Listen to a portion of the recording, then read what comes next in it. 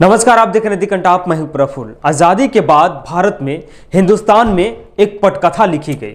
उस पटकथा के कैरेक्टर या कह सकते हैं जो आरोपी मुसलमानों को घोषित कर दिया गया, उनके नाम सारी जिम्मेदारी थोप दी गई। हिंदुस्तान में कहीं भी कोई भी घटना हो, बम ब्लास्ट हो या आतंकवादी घटनाएं घटित हो, उसका जिम्मेदार अगर कोई होगा तो मुसलमान होगा। उसका आरोप मुसलमानों के सर पे मढ़ दिया जाता है और बेगुनाह होते हुए भी मुसलमानों को गिरफ्तार कर लिया जाता है। यह दस्तूर है हिंदुस्तान की, क्योंकि आज से नहीं बल्कि सदियों से यह परंपरा जिंदा है। जो भी सरकारें आई, किसी भी घटना का जिम्मेदार या आरोपी मुसलमानों को घोषित करती रही, उनको सलाखों के अंदर डालती रही और सलाखों के अंदर बेगुनाह होते हुए भी वो 10 साल, 12 साल, 14 साल तक सजा काटते रहे। और एक समय ऐसा आया कि कोर्ट उन्हें सबूत के अभाव में बाइज्जत बरी कर दिया। और बड़ी दुख भरे शब्दों में अखबार के किसी कोने में लिखा जाता है कि कोर्ट ने फलाने को बाइज्जत भरी किया। लेकिन उससे पहले मीडिया नाच नाच कर तमाशा करती है, नाच नाच कर चीख चीख कर यहां बताती है कि फलाने को आतंकवादी गतिविधियों में गिरफ्तार किया गया है, ईवीपीए लगा दिया गया है, देशद्रोही का मुकदमा ठोक दिया गया है। लेकिन जिस दिन अगर बरी किए जाते हैं, शब्द नहीं होते हैं बोलने के लिए, अखबारों के पास भी और टीवी चैनल के एंकर और एंकराइन दोनों के पास भी। और सरकार उसके लिए क्षमा भी नहीं मांगती है। उस बेगुनाह के जो दिन गुजरे हैं सलाखों के अंदर, वो लौटाने की या उससे भरपाई करने की कोई कोशिश भी सरकार नहीं करती है। खैर, ऐसे ही कुछ कैरेक्टरों से, ऐसे ही कुछ किरदारों से आपको मिलाएंगे जिनकी दुनिया जेल से बाहर निकलते बदल जाती है। बहुत कुछ छूट जाते हैं, उनके सपने चूर चूर हो जाते हैं।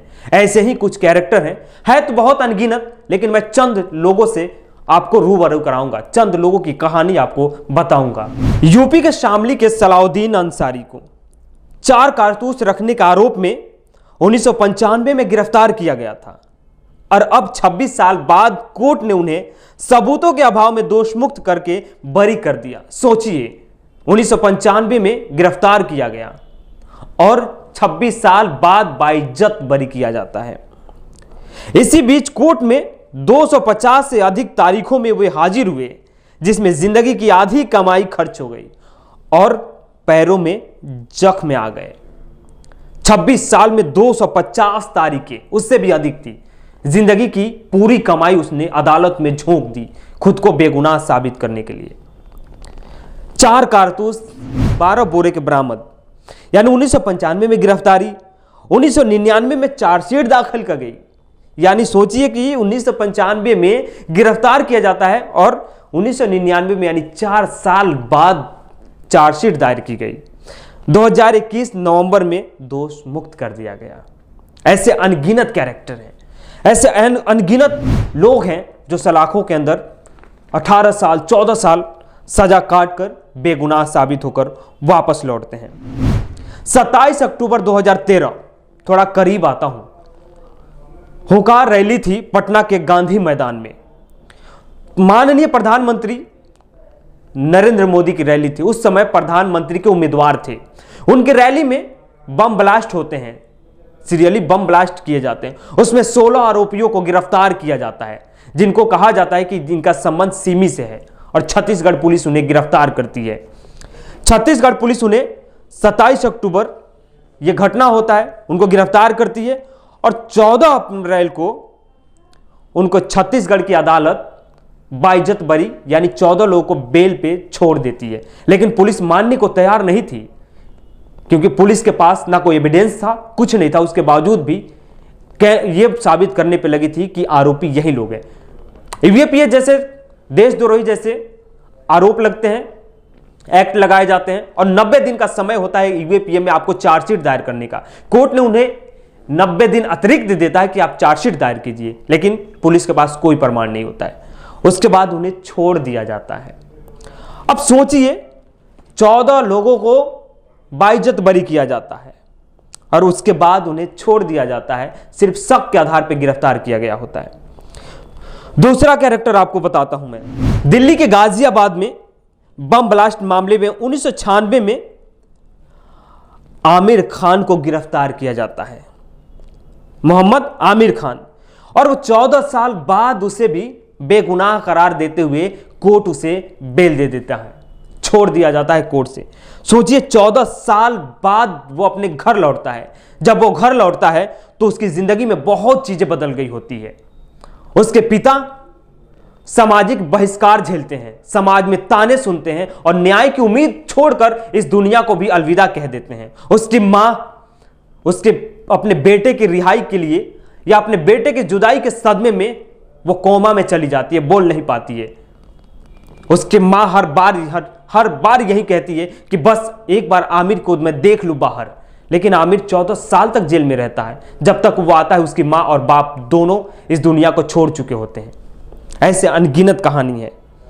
14 साल में उसकी दुनिया उजड़ जाती है। पिता हासिम अपने बेटे को नहीं देख पाता है।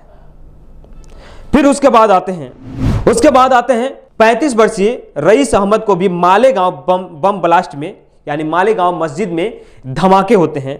उसमें 2006 में एटीएस उनको गिरफ्तार करती है। उसी शहर के अन्य 8 लोगों को गिरफ्तार किया जाता है।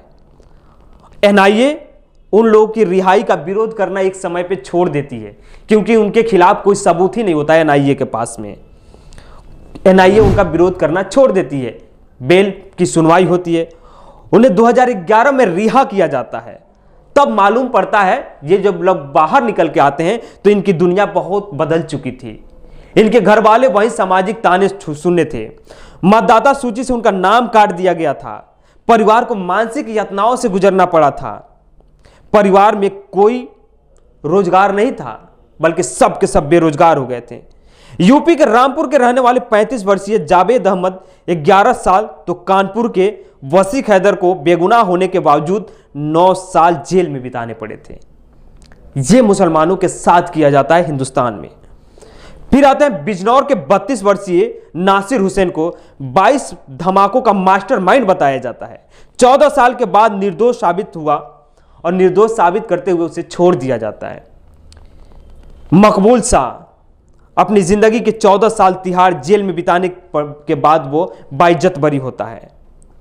दिल्ली के लाजपत नगर धमाके का आरोपी था, लेकिन हाईकोर्ट ने उसे बरी कर दिया। इसी तरह अब्दुल मजीद भट्ट, उससे पहले श्रीनगर के आतंकियों का आत्मसमर्पण करवाने वाले आर्मी की मदद करते हैं। ऐसे अनगिनत नाम है। चलिए 2-4 नामों को मैं आपके सामने रखता हूं, उनके बारे में कुछ बता देता हूं। मजीद भट्ट 55 वर्ष, जगह श्रीनगर, मामला 6 साल जेल में बिताया। मेजर शर्मा से अनबन हुई थी। दिल्ली पुलिस ने श्रीनगर से उठाया, लेकिन गिरफ्तारी दिल्ली के पहाड़गंज में दिखाई गई। सोचिए कहानी कैसे लिखी जाती है मुसलमानों की गिरफ्तारी की। आरटीआई से सच सामने आया और बरी हो गया।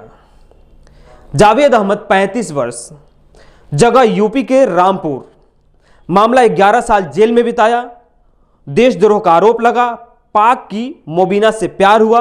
दोनों लेटर लिखते थे। नाम के पहले अक्षर को कोड बना रखा था। यूपी एटीएस ने JA और M बनाकर जावेद को आतंकी बताया। वो भी बाइज्जत बरी होता है, उसको भी कोर्ट से बेल मिल जाता है।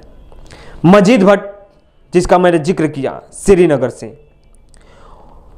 वासिफ हैदर कानपुर का निवासी था, उत्तर प्रदेश के। मामला करीब 9 साल जेल में बिताए। देशद्रोह, दंगों जैसे आरोप। दिल्ली पुलिस के स्पेशल सेल ने काम से घर लौट रहे वासिफ को उठा लिया और 3 दिन की यातना के बाद पुलिस उसे खूंखार आतंकी बना चुकी थी। उसके बाद जावेद अहमद, यूपी रामपुर का। मकबूल शाह 14 साल जेल में बिताए। 1996 के लाजपत नगर बम धमाके के उसे आरोपी बनाकर गिरफ्तार किया जाता है, मगर आरोप साबित नहीं होने की वजह से दिल्ली हाईकोर्ट उसे बरी कर देती है। आमिर खान की कहानी मैंने बता दी आपको। उसे भी 14 साल जेल में बिताना पड़ता है। उसके बाद वो बाइज्जत बरी किया जाता है। उसकी बहन की शादी पाकिस्तान में हुई थी। उससे फोन पर बात करता था। यहीं से वह पुलिस के हत्थे चढ़ गया। महज 18 साल की उम्र में जेल पहुंचा। आमिर पूरा का पूरा परिवार जब बिखर गया था तब वो घर लौटता है। ऐसे ही झूठे आरोपों में मुसलमानों को गिरफ्तार करना नई बात नहीं है, बल्कि ये पुरानी परंपरा है। वो कांग्रेस की सरकार रही हो या वर्तमान में भारतीय जनता पार्टी की सरकार हो, सभी सरकारों ने मुसलमानों को टारगेट किया और उनको जबरन गिरफ्तार किया गया, क्योंकि अच्छी कहानी लिखी गई मुसलमानों के खिलाफ। उनको हाशिए पर रखा गया। इस देश के 2 दर्जे का नागरिक बना दिया गया। हाल फिलहाल में आपने दिल्ली दंगों में भी देखा होगा, उत्तर प्रदेश में भी देखा होगा, कई बेगुनाह युवाओं को गिरफ्तार किया गया और अभी तक ईवीपीए और देशद्रोह जैसे संगीन धाराओं के आरोप में वो सजा काट रहे हैं, जबकि दिल्ली पुलिस के पास भी कोई ठोस सबूत नहीं है जो पेश कर सके। 90 दिन का समय मिलता है कि आपको चार्जशीट दायर करना है, लेकिन उसके बाद भी 2 साल होने को है, लेकिन अभी दिल्ली पुलिस उनके खिलाफ कोई ठोस चार्जशीट या ठोस सबूत पेश नहीं कर पाई है, फिर भी वो सजा काट रहे हैं। खैर, ये रही कुछ बेगुनाहों की कहानी। ऐसे अनगिनत कहानी है जो आपसे और हमसे बहुत अछूते हैं, या तो जिन पर पर्दा डाल दिया गया है या वो अपनी बेगुनाह होते हुए भी आके गुमनामी की जिंदगी जीना शुरू कर देते हैं। प्यार परिवार बिखर चुका होता है और समेटने में लग जाते हैं कि शायद जो बची खुची जिंदगी है उसको समेट लें और अच्छी जिंदगी जिए। आज की कहानी बस इतनी थी। अगर आप हमारे चैनल को देख रहे हैं तो अभी तक सब्सक्राइब नहीं किए तो सब्सक्राइब कीजिए। यूट्यूब पे देख रहे हैं तो बेल आइकन दबाइए, अगर फेसबुक पे देख रहे हैं तो फॉलो जरूर कीजिए।